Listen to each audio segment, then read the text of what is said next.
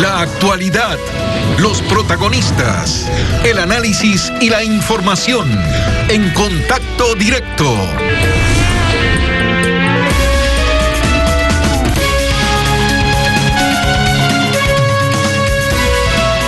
Como todas las fases de inscripción de candidaturas, la actual ha estado rodeada de rumores de descalificaciones y dedicatorias, pero finalmente no hay candidatos eliminados con dedicatoria, sino una reactualización de los enfrentamientos que hubo en las elecciones presidenciales del 2017.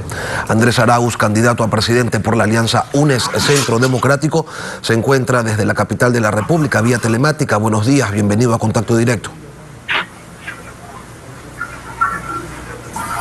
Muy buenos días, Lenin. Saludos, contento de estar acá, de estar ya cerca de estar en la papeleta electoral y poder compartir con la ciudadanía el destino común en futuro.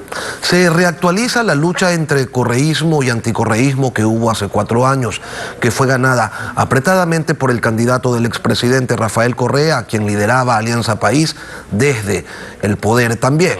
Vista la cantidad de denuncias en fiscalía y de juicios penales contra personeros de los 3 periodos de Rafael Correa, quien está sentenciado y prófugo en Bruselas, ¿cree usted, Andrés, que este panorama perjudica o beneficia a su candidatura?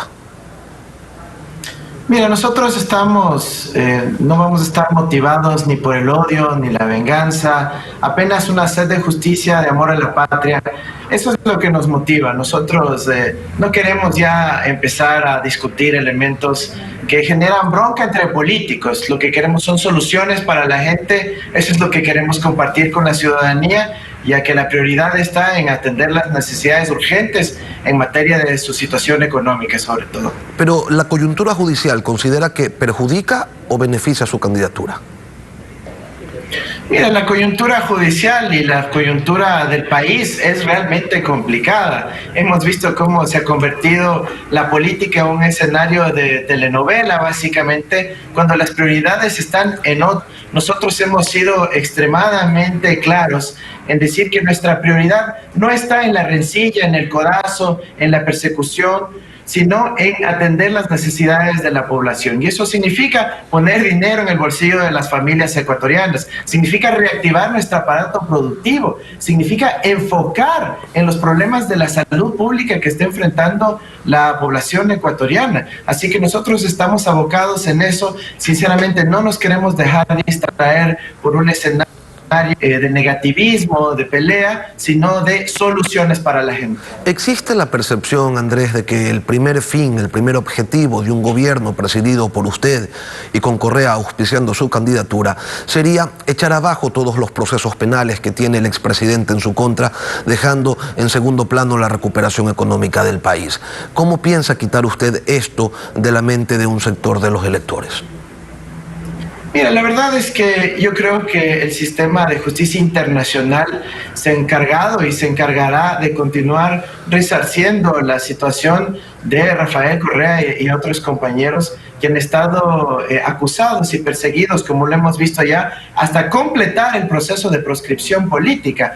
Pero insisto, ya nosotros queremos superar esa fase. Ya nos han quitado a Rafael Correa como posibilidad de ser candidato a vicepresidente, ya hemos tenido el intento de quitarnos el partido. Ahora nosotros estamos ya inscritos en la papeleta y queremos dedicarnos a la conversación con la ciudadanía para construir soluciones de forma conjunta y poder nuevamente devolverle estabilidad y seguridad económica. Un hecho puntual, Lenin.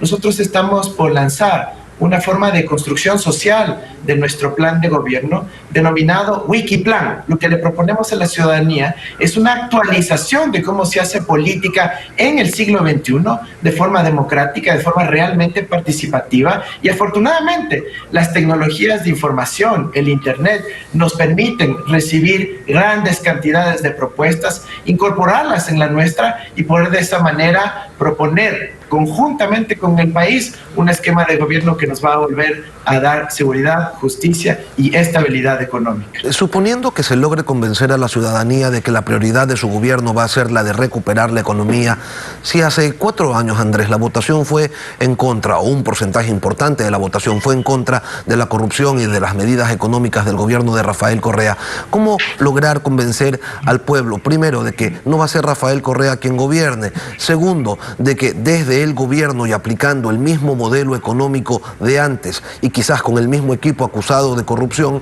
se va a lograr un resultado diferente?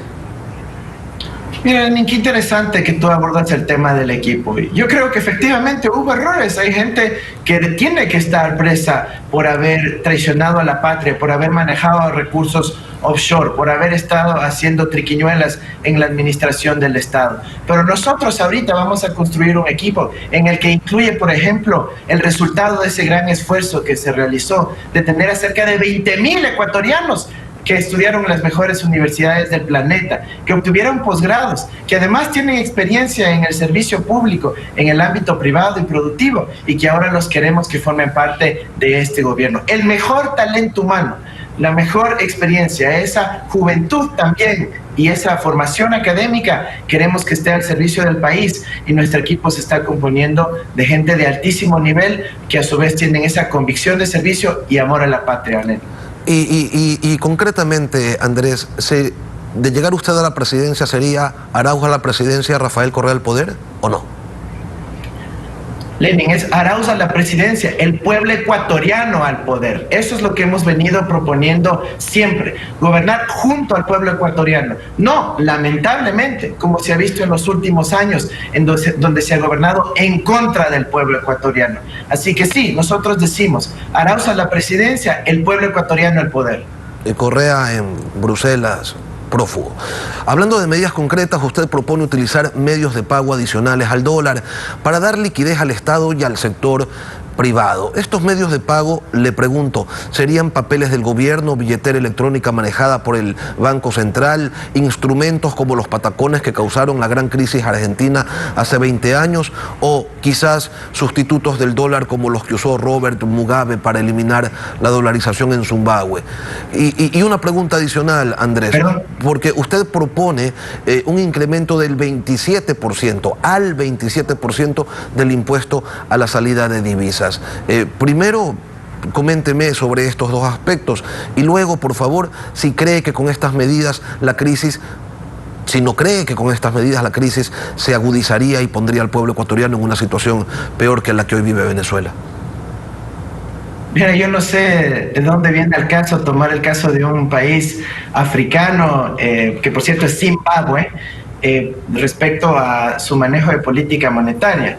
Nosotros lo que hemos sido claros una y otra vez es que fortaleceremos y defenderemos la dolarización, porque el planeta entero está dolarizado, Lenin, y nosotros sabemos que ese es el anclaje monetario de nuestro país. Ahora, para fortalecer la dolarización, lo que se necesita es preservar dólares dentro del país, dentro de la economía. Y eso significa que hay que evitar que esos dólares se sigan fugando y los dólares se mantengan en el Ecuador. Y si para eso, como muestra, se necesita preservar la liquidez, preservar que esos dólares no estén yendo a depositarse en cuentitas en paraísos fiscales, en cuentas en Miami, sino que se permanezcan en el Ecuador, es lo que vamos a hacer con los instrumentos de política pública, con incentivos, con un mensaje claro para que la ciudadanía y sobre todo los grandes inversionistas, si es que aman a su patria, inviertan también en su patria. Hace un minuto veíamos en pantalla una captura de un artículo que usted escribió hace pocos meses en donde planteaba que hay una desdolarización mala y una desdolarización buena y que usted apostaba por la desdolarización buena. ¿Mantiene el mismo criterio o los tiempos son distintos y piensa también de una manera diferente?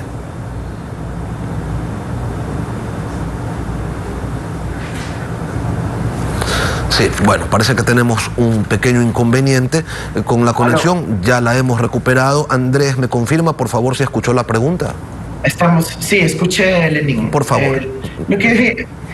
Miren, ese artículo, y ojalá lo pueda poner completo para que la ciudadanía lo lea, hace referencia a un comentario del asambleísta César Roón, del Partido Social Cristiano, que en una sesión de la Comisión Legislativa de Desarrollo Económico hablaba abiertamente él de la necesidad de la desdolarización y decía que había que pagar menos a los trabajadores.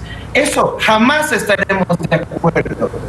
De eso trata el artículo, que ojalá se pueda leer completo. Porque lo que buscaban y siguen buscando la desdolarización, porque buscan precarizar la situación de nuestros trabajadores, más allá de lo que ha venido precarizando este gobierno. Que lo tengan clarísimo, en nuestro gobierno se fortalecerá y defenderá la dolarización y sobre todo la capacidad adquisitiva, el poder de compra, de consumo de nuestros trabajadores. Y en un eventual gobierno de Andrés Arauz también se incrementaría el impuesto a la salida de divisas, es lo que dice el artículo.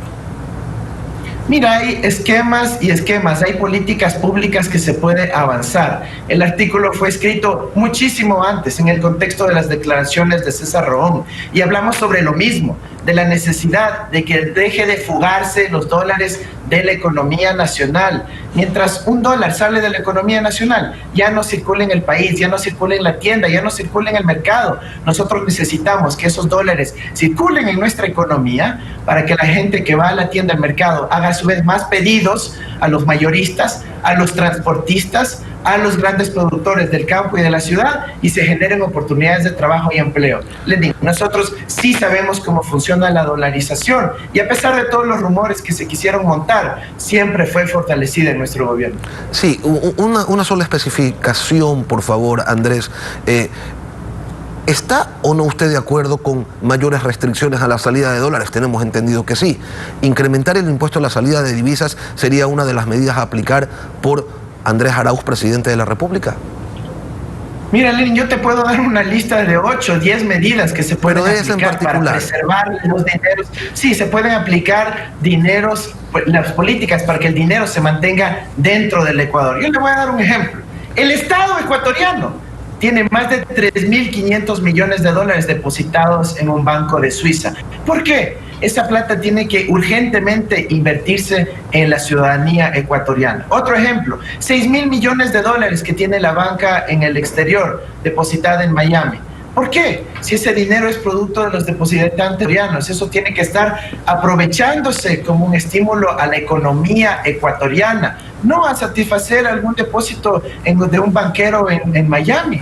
Esa plata tiene que estar al servicio y se puede implementar, como lo dije en la anterior ocasión, el coeficiente de liquidez doméstica, que ahora está en alrededor del 60%, y subirlo al 88%. Tenemos los estudios técnicos que respaldan esta decisión, que van a permitir mayor reinversión de dinero en la economía nacional. Y así una serie de otras propuestas, que las tenemos muchas. Algunos piensan, Andrés, que usted es un buen candidato por su juventud, porque no estuvo en el equipo principal de gobierno del expresidente Correa, acusado de corrupción, pero como subsecretario general de Planificación del Buen Vivir, dio algunos informes favorables para endeudamiento con China, compra de radares, proyectos hidroeléctricos, las carreteras, el metro de Quito, la compra del jet presidencial, entre otros. Le pregunto, ¿Contraloría o Fiscalía en algún momento encontraron algún grado de responsabilidad en estos actos en los que usted participó? Lenin, el país entero lo sabe, son 15 años de servicio público y formación académica con un registro intachable. Pueden empezar ahora a sacar algunas cosas que están sacando en las redes, como las que usted ha mencionado, pero Contraloría jamás me ha encontrado ni predeterminación administrativa, ni civil, ni penal. Los documentos están ahí y es más, vamos a hacer algo para que el país quede absolutamente tranquilo. Todos los oficios que yo he firmado en mi gestión en la Secretaría de Planificación los voy a publicar en mi página web para que toda la ciudadanía se deje del morbo, de la suspicacia y vea que hay una práctica intachable sin ninguna responsabilidad en el pasado. Andrés, usted acusa al sector privado de sacar dólares y con eso agravar la crisis, pero hay algunos también que sostienen que el problema de la falta de inversión en el Ecuador, que afecta la dolarización, se debe a la política de priorizar negociaciones con empresas estatales y también de poner gravámenes a la salida de divisas, ahuyentando así a la inversión. ¿Qué va a ofrecer su gobierno a los inversionistas extranjeros para que pongan dólares en el Ecuador, que usted reconoce que son necesarios para apuntalar el sistema que tenemos?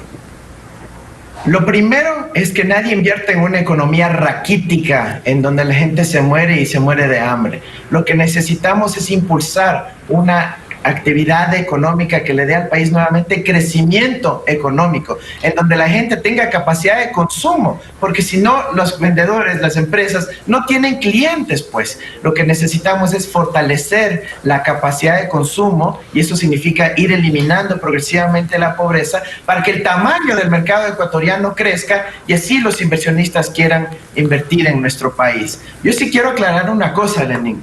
Lo que se está queriendo hacer durante estos últimos 5 o 7 meses del gobierno, de querer supuestamente atraer inversión extranjera, vendiendo los pocos activos públicos a precio de coronavirus, eso es inaceptable. Una cosa es inversión extranjera para construir nuevos activos, una nueva hidroeléctrica, un nuevo plan de fibra óptica en el país, una nueva refinería, pero no para vender lo poco que se tiene a precio de coronavirus. Eso es inaceptable. Andrés, estaremos pendientes de los documentos que usted ha ofrecido que va a subir en su página web.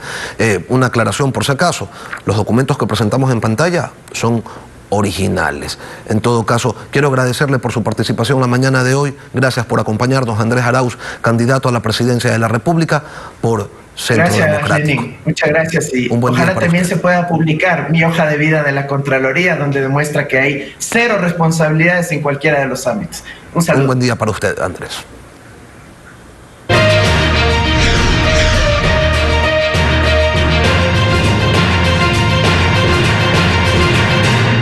En los últimos 41 años de democracia, la dedicatoria ha merodeado en torno a las candidaturas presidenciales. La polarización del electorado parece surgir en las actuales elecciones presidenciales. La polarización se concentra en polos de correísmo y anticorreísmo, con 3 opciones. Yacu Pérez por izquierda anticorreísta, Guillermo Lasso por anticorreísmo de centro derecha y Andrés Arauz por Rafael Correa más que por el mismo correísmo. En elecciones 2017, el correísmo presentó con apoyo del Estado candidato coalición de 23 partidos y movimientos, hoy reducidos a 8, y ganó por estrecho margen, la primera vez que Correa no fue el candidato. El movimiento indígena, cuya dirigencia fue dividida en el correísmo, apoyó a Paco Moncayo, auspiciado por 13 agrupaciones de izquierda. Por otro lado, centro derecha dividida en candidatos de Creo y PSC llegaron segundo y tercero. El segundo es hoy candidato único de la tendencia, Guillermo Lasso, ganador hasta apagón del CNE, aceitado por engranaje invicto del Estado candidato. Según reglamento del CNE, binomios de Andrés Arauz y Yacu Pérez no deben ser inscritos, pero su inscripción favorece al juego limpio, y ahí está la dedicatoria en estas elecciones, no en exclusiones de tapete, para que sin zancadillas el pueblo soberanamente escoja entre hundirse o salvarse en peor crisis económica y moral de su historia. Son las 7 de la mañana con 14 minutos y al volver, réplica al abogado de Andrea Utreras, ex asesora que denunció ante la Fiscalía el cobro de diezmos en el entorno laboral de la legisladora Karina Arteaga. Ya estamos con Vinicio Rosillo, abogado del asambleísta Arteaga. Ya regresamos.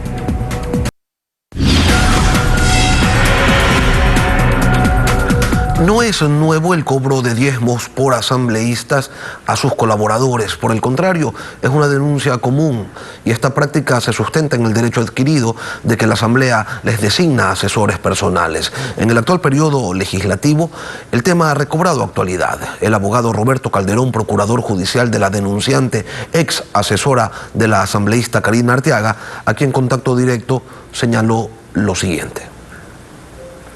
Se llegó a determinar no solamente 1, 2 o 3 indicios, sino 46 elementos de convicción que son los que llevaron a la Fiscalía a tomar la decisión de solicitar una formulación de cargos. Dentro de esta investigación se presentaron también 2 denunciantes, como es el señor Nabrit Medina, un ex guardia, y la señora Verónica Pinargote, que también fue asesora en la Asamblea Nacional.